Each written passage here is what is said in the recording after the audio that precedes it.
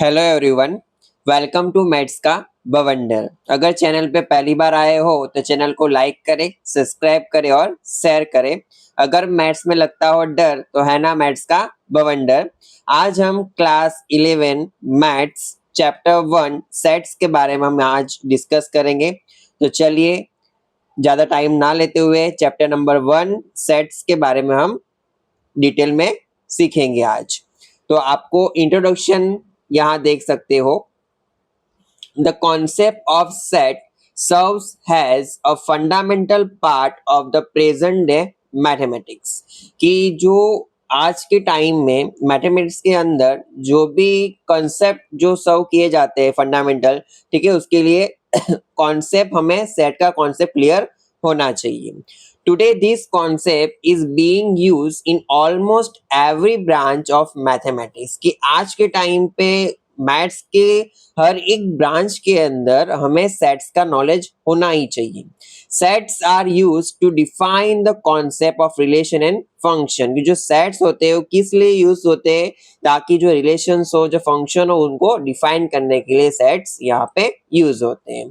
The study of geometry The study of geometry, sequence and probability etc. require the knowledge of sets। की जो geometry की study होती है, जो sequence की हम स्टडी होती है, जो प्रोबेबिलिटी की स्टडी होती है, उनके लिए सेट का नॉलेज होना रिक्वायर है। मतलब सेट का नॉलेज हमारे पास होना चाहिए। आप स्टैंडर्ड 9 में जियोमेट्री पढ़ के आए हो, 10 के अंदर सीक्वेंस आप पढ़ के आए होंगे, प्रोबेबिलिटी आप पढ़ते आए हैं, ठीक है। तो हर एक के अंदर आपके पास सेट का नॉलेज होना चाहिए। तो फर्स्ट टॉपिक जो है उसके बारे में आज हम डिस्कस करेंगे, सेट्स एंड देयर रिप्रेजेंटेशन। तो सेट्स एंड देयर रिप्रेजेंटेशन के अंदर देखिए बच्चों, we give below a few more examples of set used particularly in mathematics। कि हम ऑलरेडी 8 9 10 से पढ़ते आ रहे हैं कि काउंटिंग नंबर क्या होते हैं, नेचुरल नंबर क्या होते हैं, इंटीजर्स क्या होते हैं, होल नंबर्स क्या होते हैं। तो वही सारे जो नंबर्स है उनको हम एक सेट के अंदर रिफॉर्म करेंगे और उनको कैसे रिप्रेजेंट का मतलब करा जाता है वो हम यहाँ सीखेंगे। तो आप देख सकते हो एन, तो एन हम ऑलरेडी पढ़ के आए हैं 9 एंड 10 के अंदर, नंबर सिस्टम के अंदर, रेशनल नंबर्स के अंदर, इंटीजर्स जो चैप्टर से हम पढ़ते आ रहे हैं 7 8 9 10 उसके अंदर। तो एन, कैपिटल एन जो क्या शो करता है, काउंटिंग नंबर शो करता है, जिसके अंदर जो स्टार्टिंग होती है नंबर 1 से स्टार्ट होता है, 1 2 3 up to so on infinite. Counting number को नेचुरल नंबर भी कहा जाता है। फिर नेक्स्ट सेट है हमारा द सेट ऑफ इंटीजर्स। तो इंटीजर्स के अंदर क्या होता है कि इंटीजर्स के अंदर वोल नंबर भी आ जाते हैं। अब वोल नंबर क्या होता है कि अगर नेचुरल नंबर के अंदर 0 ऐड कर दिया जाए तो उसको हम वोल नंबर बोलेंगे, और वोल नंबर के अंदर नेगेटिव नंबर भी अगर ऐड हो जाए बच्चों तो उसको हम बोलेंगे इंटीजर्स का सेट, हम उसको बोलेंगे।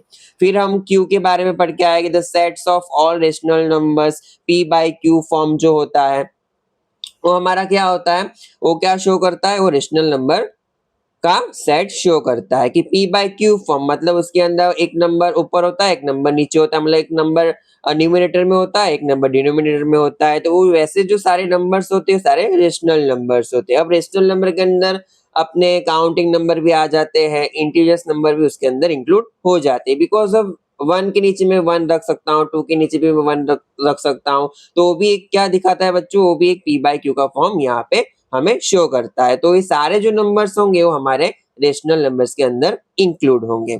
फिर आप देख सकते हैं next, the set of real number. The set of real number उसको कैपिटल आर से हम यहाँ पे डिनोट करते हैं। फिर अब यहाँ पे आपके लिए थोड़ा सा नया है जेड प्लस। अब जेड प्लस क्या होता है बच्चों, यहाँ पे जेड के ऊपर प्लस का जो पावर आपको मतलब जस्ट जो शो हो रहा है उसका मीनिंग होता है कि हमें सिर्फ इस सेट के अंदर पॉजिटिव नंबर से इंक्लूड करने हैं। तो खास ध्यान देना कि जब भी आप इस टाइप का सिंबल देखो, जेड के ऊपर प्लस अगर आप देखो तो याद रखना कि हमें जो भी सेट यहाँ पे कंसीडर करना है तो उसके अंदर हमें ओनली पॉजिटिव नंबर ही इंक्लूड करना है। ओके, देन आफ्टर आप यहाँ पे देख सकते हो क्यू प्लस। तो क्यू प्लस के अंदर भी वही फिनोनिमा यहाँ पे आपको याद रखना है कि the set of positive rational numbers, कि उसके अंदर हमें कौन से नंबर्स लेने हैं, पॉजिटिव रेशनल नंबर लेने हैं। फिर आप देख सकते हो आर प्लस, तो आर प्लस के अंदर भी क्या होगा, the set of positive real number, तो हमें यहाँ पे पॉजिटिव रियल नंबर यहाँ पे हमें लेने हैं। ओके, चलो next, a set is well defined collection of object. Okay, जो सेट होता है वो एक वेल डिफाइंड कलेक्शन होता है ऑब्जेक्ट का, कि सेट्स के अंदर क्या क्या आता है, सेट्स के अंदर ऑब्जेक्ट आते हैं, जो हमारे नंबर्स आप यहाँ पे देख सकते हो 1 2 3, तो हमारे लिए क्या है, ऑब्जेक्ट है, उससे ही क्या बनता है बेटा, उससे ही बनता है सेट। ओके, तो कलेक्शन ऑफ ऑब्जेक्ट को कहा जाता है सेट। अब ऑब्जेक्ट कहो, एलिमेंट्स कहो या मेंबर कहो, of a set are synonyms terms. Okay, कि जो कभी कभी आपने सुना होगा कि ये सेट के अंदर इतने ऑब्जेक्ट है, इसके अंदर इतने एलिमेंट्स है, इसके अंदर इतने मेंबर्स है, मतलब तीनों के तीनों एक ही मतलब वर्ड शो करते हैं।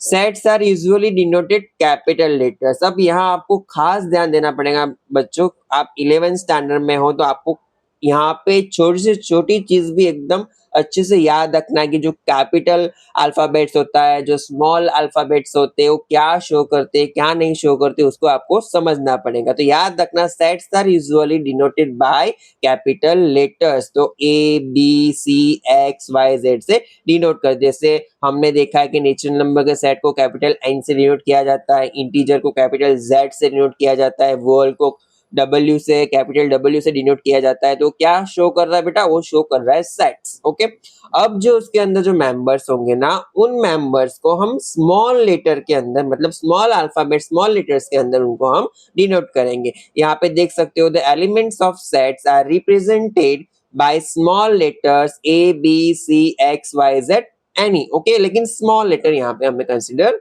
करना है। ओके बच्चों, if A is an element of a set A, capital A हमारा क्या है, सेट है। ओके, अब उसके अंदर ए एलिमेंट इंक्लूड हो रहा है, तो हम उसको कैसे शो करेंगे, तो उसको शो करने के लिए यहाँ पे आप देख सकते हो ए एप्सिलॉन ए, या तो आप बोल सकते हैं ए बिलोंग्स टू ए, मतलब ए बिलोंग कर रहा है सेट ए के अंदर। तो यहाँ जो मैंने नोट यहाँ रखी है, नोट को आपको अच्छे से याद रखना है कि ये जो सिंबल है वो किसका सिंबल है, एप्सिलॉन कहते हैं इसे। क्या कहते हैं बेटा, एप्सिलॉन कहते हैं, और उसका मीनिंग होता है बिलोंग्स टू। क्या होता है, बिलोंग्स टू।